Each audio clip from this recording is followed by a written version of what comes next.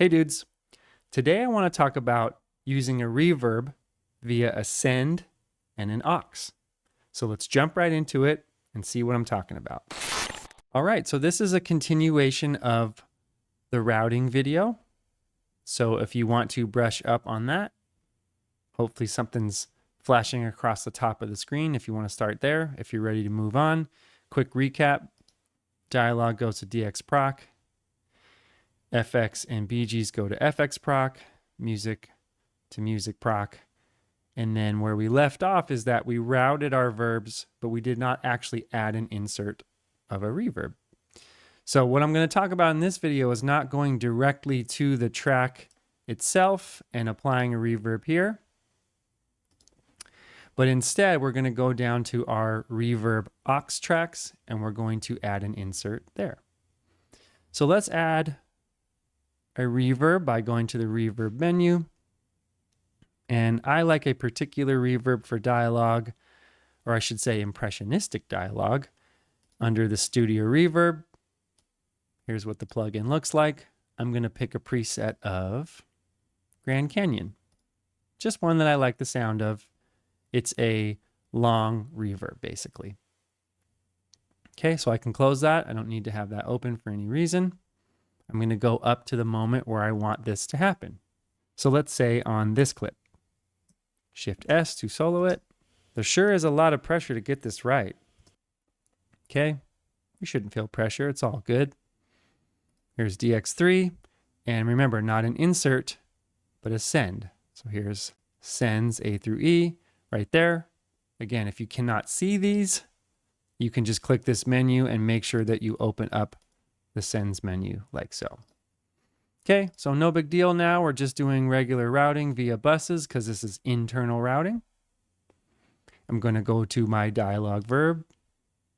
And here we go. It brings up this fader here, which you can see is not at 0. It's all the way at negative infinity. So meaning nothing is being sent at all. So that's what the cool part about a send is that you can decide how much you want to send to the reverb or not. So let's do that. So a couple ways to do it. Maybe the easiest way to do it is to open the automation lanes. We're not doing volume, we're not doing pan, but we're going to change the level of DX verb 1. It's the same thing as this here, but let's say I want to apply verb to the whole section. So all I got to do is increase this, let's say to -12. You see that my fader jumped up. And now if I hit play, there sure is a lot of pressure to get this right. What if I don't get it right? Wait, what if I mess something up? So you see that trailing sound? That is the reflections of the reverb that's happening. I'm going to go down and hit play one more time. So what is happening is this send is talking directly to this aux track. So there's the DX verb 1 of the input of this track. Here is the reverb itself. So if I hit play again, you'll see that something will jump on the meter here. There sure is a lot of pressure to get this right. What if I don't get it right? Wait, what if I mess something up? And that's all there is to it. All right, so really quickly, I just want to show you another way to do this. If you go to the track that you're working on and put it into, let's say, touch automation mode, and I'm now going to do this in real time. And instead of just applying reverb all at one level across the whole clip, I'm going to slowly increase the reverb over time. So let's check it out. There sure is a lot of pressure to get this right. What if I don't get it right? Wait, what if I mess something up? What if I can't explain designing the audio experience the right way? So just like any other automation that we're doing, we can do that either with keyframes or we can put it into touch automation mode, for example, and then just ride that fader up and down to apply the reverb when and how we want it. So there's a couple of reasons why we do it like this, as opposed to adding a reverb insert on every track. The main reason is if you have 199 tracks and you have a reverb on every single track, you're going to kind of slow down your computer and that's going to be very difficult for it to work within the session because it's just a lot of processing going on. The second reason is that we can automate it at any moment we need it.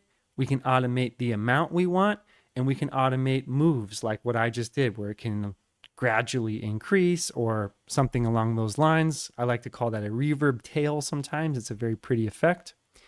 And by using the send, we can just literally say, oh, I'm going to increase the level of the send, which increases the amount that gets sent to the reverb aux. Therefore, it increases the amount of reverb on the clip. Pretty cool. And we can change this at any time. It's not permanent, which is great. Also, by using a send specifically, we can put it on all of our tracks. So let's say I go like this, and I'm going to bus this to my DX Verb 1. Then when you create a template, you can just have this ready to go.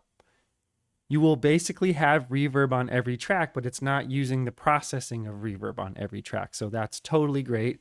And you could get really crazy if you wanted to and go to, say, your dialogue proc, and you could also do a send out of that to the dialogue verb. So like all of the dialogue that's going through the processing, you could crank some reverb on it, and all of the dialogue would have reverb. So it's a great efficient tool as well.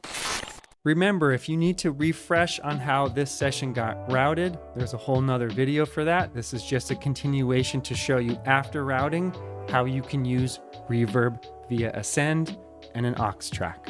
So I hope this was very useful to you guys. I hope you use it in your future projects. Until the next one, later dudes.